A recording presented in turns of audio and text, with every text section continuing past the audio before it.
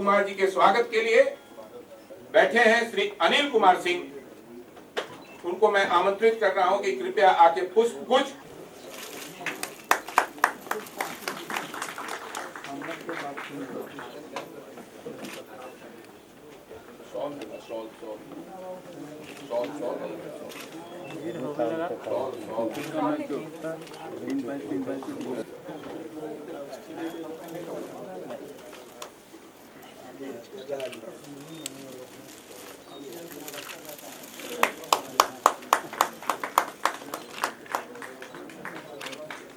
पंडित ताराकांत झा जी का भी, दोनों का एक और लाइए, शौक दीजिए।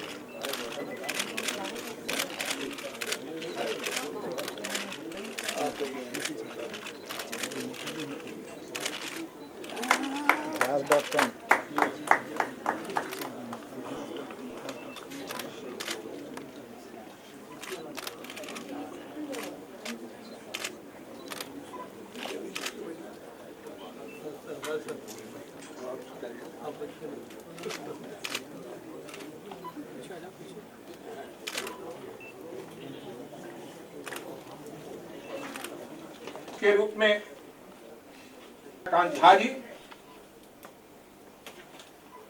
इस मंच पर विराजमान राम बहादुर राय, मान्य श्री अश्विनी कुमार चौबे, मान्य श्री अतुल श्रीवास्तव और श्री अरुण कुमार सिन्हा जी।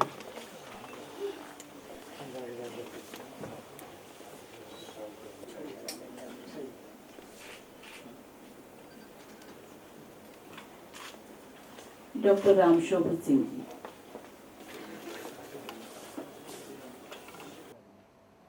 उनके निधन के भी 4-5 वर्ष हो गए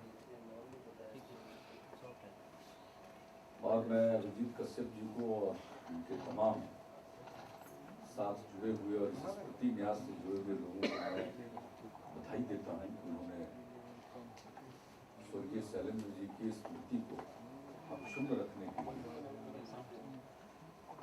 और उनके व्यक्तित्व से, उनके कृतित्व से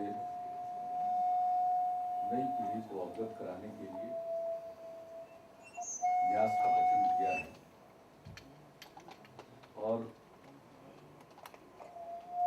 हीरक जयंती का आयोजन किया है।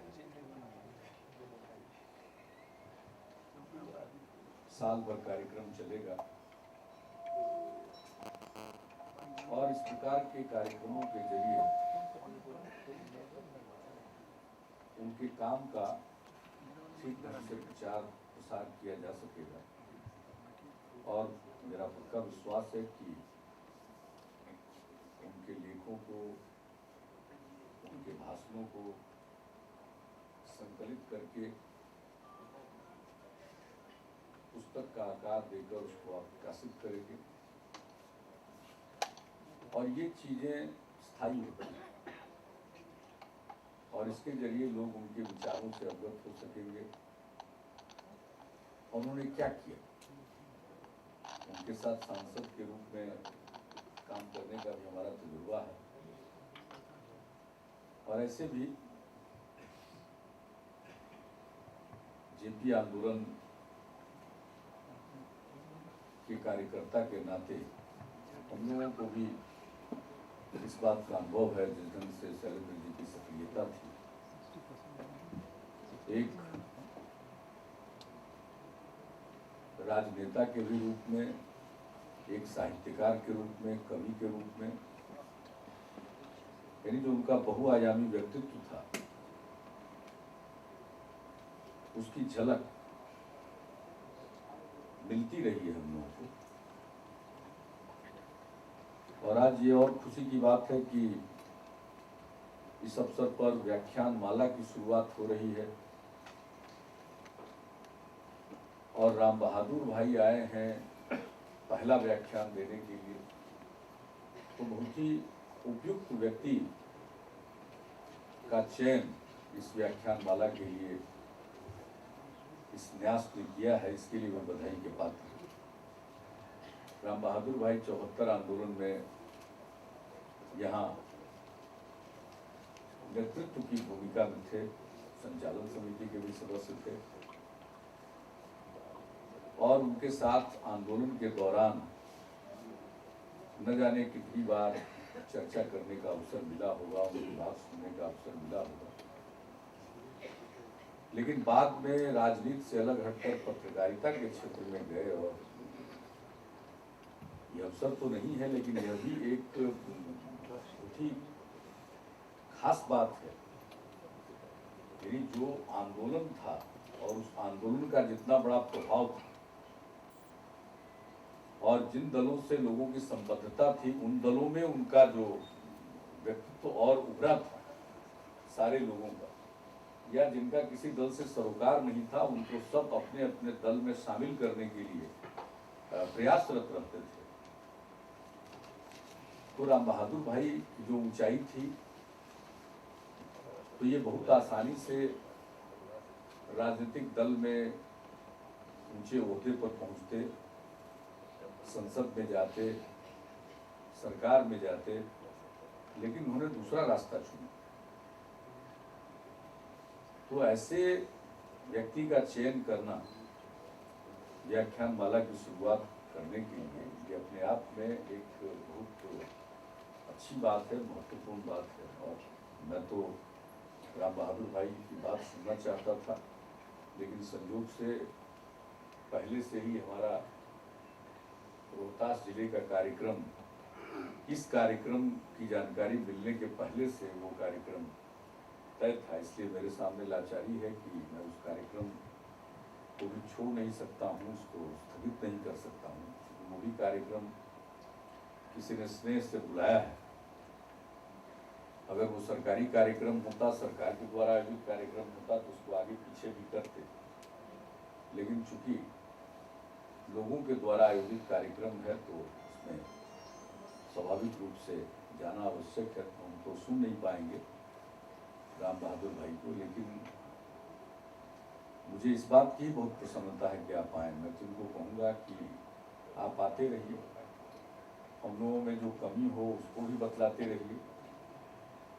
एक साथ हम लोगों ने काम किया है, तो आज तो जो हम लोगों से संभव है करने की कोशिश करते हैं, लेकिन हमारे साथियों का, हमारे वरिष्ठ साथियों का, हम लोगों से ज़्यादा जानने और समझने वालों का, जो समाज के विभिन्न क्षेत्रों में अपने अपने ढंग से सक्रिय हैं, उनका भी दायित्व बनता है कि समय समय पर वो हमें बतलाते भी रहें और वो मार्गदर्शन देते रहें। तो ये बहुत खुशी की बात है और ये कार्यक्रम नियमित रूप से करें। और अभिजीत कश्यप जी पर हमको पूरा भरोसा है कि जब उन्होंने हाथ में काम लिया है तो जरूर इसको नियमित तौर पर करेंगे। और अभी इनमें पूरा जोश है। हरेंद्र प्रताप जी हम लोगों के उसी समय के साथी हैं, उनको इन्होंने अभी भी छात्र नेता बना दिया। हरेंद्र प्रताप जी अभी छात्र नेता अगर है तो हम लोगों को भी इससे थोड़ा बहादुर भाई कहेंगे। खैर जेपी तो जीवन पर्यंत नौजवानों को प्रेरित करते रहे और छात्रों को प्रेरित करते रहे।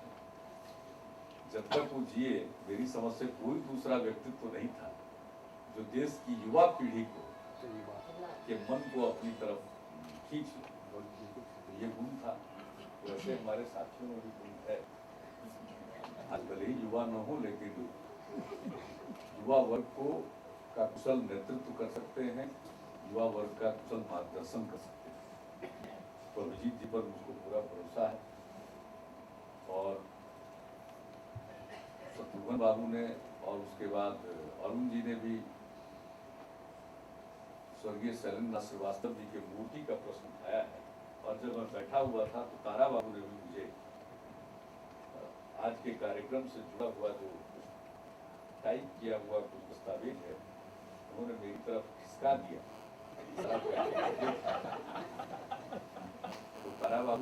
हमारे अभिभावक हैं और विधान परिषद के सभापति, तो केवल इसके कि इस चेयर से ही कुछ दिशा निर्देश देते हैं उन्होंने इसी तो उसमें हम लोगों को कोई दिक्कत नहीं है। दरअसल अरुण जी ने कभी आपको पूरे पटना में हम लोगों ने पार्कों का निर्माण करना शुरू किया है और इस साल ही अगर फिगर ये तो आगे पीछे हो सकता है, 26 पार्कों का निर्माण हो रहा है। और मैंने कहा भी था कि पटना को हम बेहतर बनाएंगे, रहने लायक बनाएंगे, खुली हवा में लोग सांस लें, स्वच्छ हवा लोगों को मिले और हर पार्क में बच्चों की सुविधा हम देते हैं उनके खेलने कूदने की। और बच्चे जब कहीं जाएंगे तो स्वाभाविक रूप से जो सीनियर सिटीजन है, बुजुर्ग हैं, वो दादा दादी को खींच कर ले ही जाएंगे। जो नौजवान लोग, हमको तो कम समय मिलता है पार्क वगैरह में जाने का, लेकिन गृहिणियां हैं, बच्चे हैं, जो हमारे वरिष्ठ नागरिक हैं, उनके लिए वो बहुत ही उपयोगी जगह होती है। और बच्चे जब पार्क में जाते हैं तो ठीक ढंग से फूल पत्ती को भी देखते हैं और उसको पहचानते भी, और कब किस मौसम में कौन सा फूल खिलता है बगैर किसी के पढ़ाए हुए ये सारी जानकारी उनको मिल जाती है। तो पार्कों का अपना महत्व है, इसलिए हमने कहा कि हम पटना को बच्चों के पार्क का शहर बनाएंगे। तो कुछ लोगों ने मेरी आलोचना की, कहा कि पटना पार्की का शहर है, पार्कों का शहर। तो फिर मैंने सुन लिया, पूरा बिहार इस तरह की बात वर्षों वर्षों तक सुनता रहा, तो हम लोग भी सुन लेते हैं। लेकिन अब वो पार्क बने लगे हैं, बड़े पार्क भी बन रहे हैं और मोहल्ले के भी पार्क बन रहे हैं। और पहले मूर्तियां बहुत लगाई गई पटने में और वो सड़क के बीचों बीच लगा दी जाती है। मैंने देखा है कि सड़क के बीचों बीच जितनी मूर्तियां लगाई गई है, अगर उनके जयंती पर पुष्प अर्पित करने का सरकारी कार्यक्रम होता है तब तो मूर्तियां धोई जाती हैं और वो साफ सुथरा है, वरना वो धूल का अंबार और नहीं, अगर थोड़ा सफाई पर ध्यान है, थोड़ा पहले से बेहतर है, लेकिन बहुत खराब लगता है कि हम एक तरफ अपने पुरखों की मूर्ति भी लगा देते हैं और फिर उसका ख्याल भी नहीं रखते। तो हमने तय किया, हम लोगों ने तय किया कि साहब हम पार्कों में लगाएंगे और पार्क में अगर मूर्ति लगाते हैं तो लोग बैठते हैं, फिर उनके बारे में जानने की भी कोशिश करते, उनके जीवन के संबंध में भी कुछ बातें वहाँ पर लेख बनाकर लिख दी जाए। तो इससे होता यह है कि लोगों को जानकारी हो जाती है, बच्चे उनको मालूम हो जाता है। तो हम लोगों की नीति अब ये है, जो लग गया तो लग गया। अब आगे हम लोग पार्क में ही मूर्तियों को स्थापित कर, और ऐसा हम लोगों ने शुरू किया लोहिया जी की मूर्ति से। अब वो जीवियों गोलंबर के में था, लोहिया जी की मूर्ति लगी हुई, और चूंकि उसके ऊपर फ्लाईओवर बन रहा था तो उसके बाद वो मूर्ति नीचे दब गई थी, दब नहीं गई थी मतलब वो जगह ही नहीं बची थी। तो फिर वहां से हस्तांतरित किया गया उसको लोहिया नगर में, कंकड़बाग में, और वो पार्क कितना सुंदर बन गया। और उसमें अब लोग जाते हैं, भीड़ लगी रहती है। लोहिया जी की मूर्ति जीपीओ के पास ही, पता नहीं किसी को ध्यान में भी आता था या नहीं आता था कि किनकी मूर्ति है। तो पार्क बनाकर उसमें मूर्तियों को स्थापित करने का कार्यक्रम चल रहा है, और शैलेंद्र श्रीवास्तव जी का जो बिहार के लिए और पटना के लिए योगदान है, उसमें तो शैलेंद्र श्रीवास्तव जी की मूर्ति स्थापित की जानी चाहिए। लेकिन जो हमने कागजात पढ़ा उसमें लंबा चौड़ा लिखा हुआ है, क्या प्राधिकार ने कर दिया, किसने क्या किया, तो हमने ताराबाबू को बताया कि मेरी जानकारी में सारी बातें नहीं।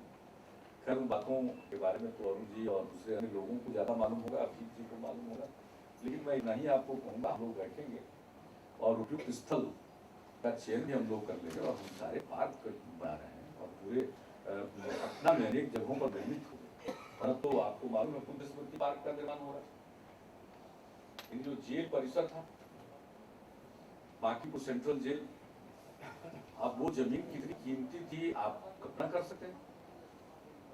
वो तो प्राइम लैंड था, प्राइम लोकेशन था, अरबों की जमीन थी, पता नहीं लोगों क्या करते, लेकिन खैर हम लोगों की सरकार बन गई तो तय कर लिया हम लोगों ने इसमें सुंदर पार्क बनाएंगे। और भगवान बुद्ध का 2550वां महापरिनिर्वाण का वर्ष आ गया 2004 में, तो हम लोगों ने सोचा उनकी स्मृति में 2550वें महापरिनिर्वाण की स्मृति में बुद्ध स्मृति पार्क का निर्माण होगा। वो 15 युद्ध स्तर पर बनकर तैयार हो जाएगा अप्रैल महीने तक, और 26 मई को बुद्ध पूर्णिमा के दिन उसका उद्घाटन करेंगे परम पूज्य दलाई लामा।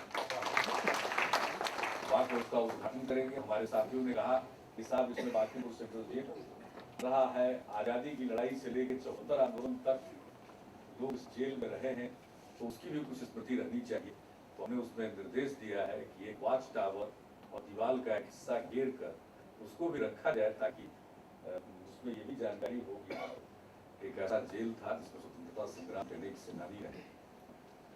तो पार्कों का निर्माण हो रहा है और इसमें हम लोग मिल बैठ करके शैलेंद्र जी की स्मृति में भी प्रतिमा की स्थापना करेंगे, पार्क का भी नामकरण उसके नाम पर करेंगे, और ताकि सब लोग आएंगे, बच्चे आएंगे और सबके लिए उनकी स्मृति रहेगी।